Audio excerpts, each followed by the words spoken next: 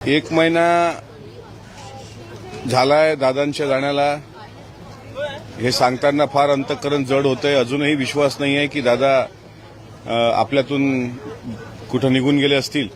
खरं तर महाराष्ट्राच्या संवेदना एक महिना झाल्या तशाच आहेत जशा पूर्वीपासून होत्या. अजूनही लोकांच्या मनातलं शंकेचं काहूर काही मिटत नाही. त्याच्यामुळे एका महिन्यात आता या विमानाच्या अपघातानंतर आमच्या काय हाती आलं महाराष्ट्राच्या, तर मला असं वाटते अद्यापही जे ठोस काही लागत होतं आम्हाला, म्हणजे जर सीबीआय चौकशी बसली असेल, उच्चस्तरीय चौकशी बसली असेल, न्यायालयीन चौकशी बसली असेल, तर जे ठोस काहीतरी पाहिजे होतं फास्ट ट्रॅकवर, ते अजूनही झालं नाही. इतकंच काय तर या एका महिन्यातलं फलित काय, तर मरीन ड्राईव्ह पोलीस स्टेशननी एफआयआर नोंदवून न घेणं, मला असं वाटते हे दुर्दैवी फलित या एका महिन्याचं आहे. अद्यापही वैमानिकाचा जो संशयास्पद रेकॉर्ड होता त्याबाबत खुलासा झाला नाही. विमानातल्या बेकायदेशीर बदल, कॉकपिट व्हॉइस रेकॉर्डर म्हणजे सीव्हीआर मधला फेरफार, ब्लॅक बॉक्सचे झालेले नुकसान, आता म्हणतायत ते सुरक्षित आहे. व्हीएसआर व्हेंचर्स कंपनीचं राजकीय कनेक्शन, हवामानाचा चुकीचा अंदाज होता की काही दबाव वैमानिकावर होता.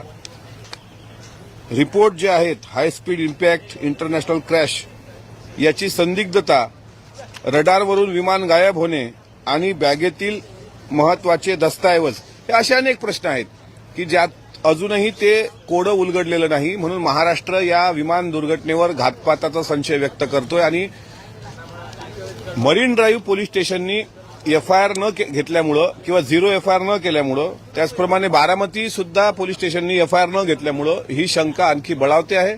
आणि म्हणून एका महिन्यात अजितदादांसारख्या इतक्या मोठ्या नेत्याच्या विमानाच्या दुर्दैवी अपघातानंतर महाराष्ट्राच्या हाती काय आलं, तर शंकेचं काहूर. अजूनही साहिल मदन, यश, सुमित कपूर हे तिघही कुठे आहेत? कालपर्यंत मी दोघांची नावं घेत होतो, आज मी तिसरं नाव घेतोय, सुमित कपूर. कारण सुमित कपूरबद्दल अनेक गोष्टी आता सोशल मीडियाच्या माध्यमातून यायला लागल्यात की तो कॅलिफोर्नियात असावा, कोणी म्हणतं मुलीकडे गेलेला असावा. जर तो अमेरिकेत असेल तर त्याला अमेरिकेत जाऊन सुद्धा शोधण्याची भविष्यात तयारी ठेवावी लागेल.